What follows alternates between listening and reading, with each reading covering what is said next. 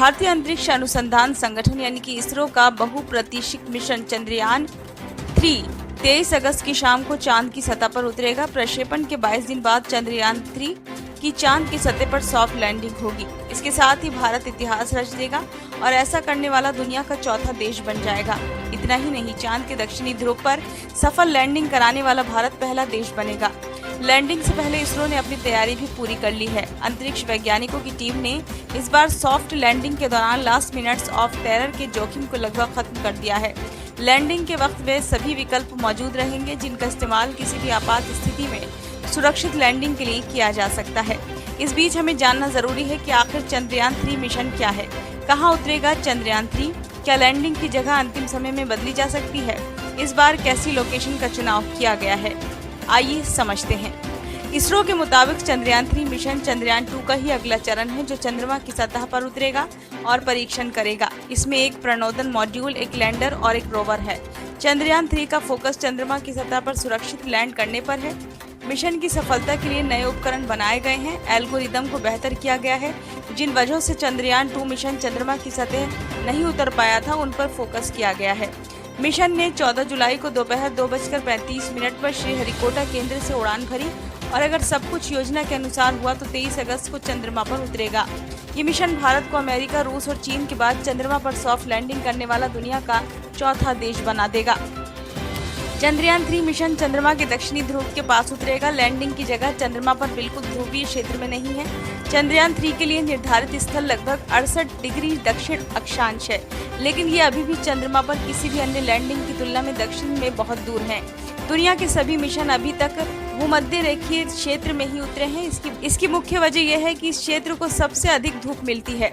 चंद्रयान 2 से सबक लेकर चंद्रयान 3 में कई सुधार किए गए हैं। लक्षित लैंडिंग क्षेत्र को 4.2 किलोमीटर लंबाई और 2.5 किलोमीटर चौड़ाई तक बढ़ा दिया है। चंद्रयान 3 में लेजर डॉपलर वेलोसिमेट्री के साथ 4 इंजन भी हैं, जिसका मतलब है कि वे चंद्रमा पर उतरने के सभी चरणों में अपनी ऊंचाई और अभिविन्यास को नियंत्रित कर सकता है। चंद्रयान 3 में किसी भी अप्रत्याशित प्रभाव से निपटने के लिए पैरों को मजबूत किया गया है। इसके साथ अधिक उपकरण, अपडेटेड सॉफ्टवेयर और एक बड़ा ईंधन टैंक लगाए गए हैं।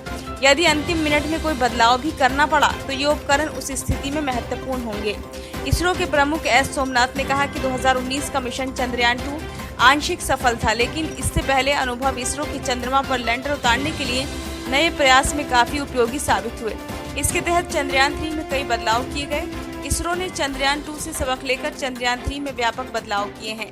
चंद्रयान 2 के उतरने के लिए जितना क्षेत्र निर्धारित किया गया था, अब उसमें काफी इजाफा किया गया है। लैंडिंग के लिए लगभग 10 वर्ग किलोमीटर क्षेत्र तय किया गया है। अगर लैंडिंग के लिए एक जगह सही नहीं लगी तो दूसरी जगह भी तैयार रहेगी।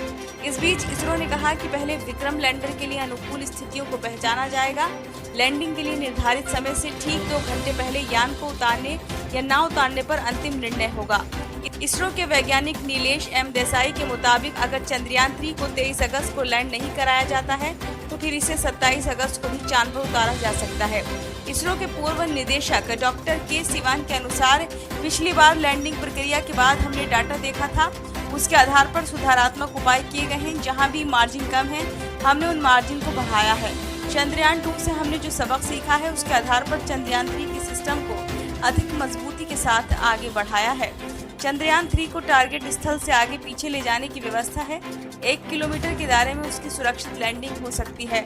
अगर एक जगह ठीक नहीं है तो दूसरे स्थान पर लैंडिंग हो जाएगी। चंद्रयान 2 में 5 इंजन लगे थे, इस बार 4 इंजन रखे गए हैं। ऐसा इसलिए किया गया है ताकि चंद्रयान 3 का वजन कम रहे। चंद्रमा की सतह पर पर्यावरण स्वच्छ होता है, वहाँ प्रदूषण की कोई गुंजाइश नहीं है। अगर ऐसा कोई कण होता है तो वह हवा में जल जाता है। इस वजह से वहाँ जो भी वस्तु आती है वह सीधे ही चंद्रमा की सतह से टकराती है। जब सीधे ही कोई वस्तु टकराती है तो वह इधर उधर छिटक भी सकती है। वहाँ पर पहले से धसी हुई मिट्टी से चट्टान बाहर आ जाती है। चंद्रमा पर बहता हुआ पानी तो है नहीं, इसलिए वहाँ मौजूद गड्ढे भरते नहीं हैं। चट्टान या क्रेटर सब वैसे ही रहते हैं। चंद्रयान 3 के लिए समतल जगह का चयन किया गया है। अगर उस वक्त कोई पदार्थ बीच राह में आया तो भी चंद्रयान का संतुलन नहीं बिगड़ने दिया जाएगा। उस वक्त की फोटोग्राफी होती रहेगी। इससे भी अधिक कोई बाधा आती है तो चंद्रयान 3 की दिशा बदली जाएगी। ब्यूरो रिपोर्ट, नई दिल्ली।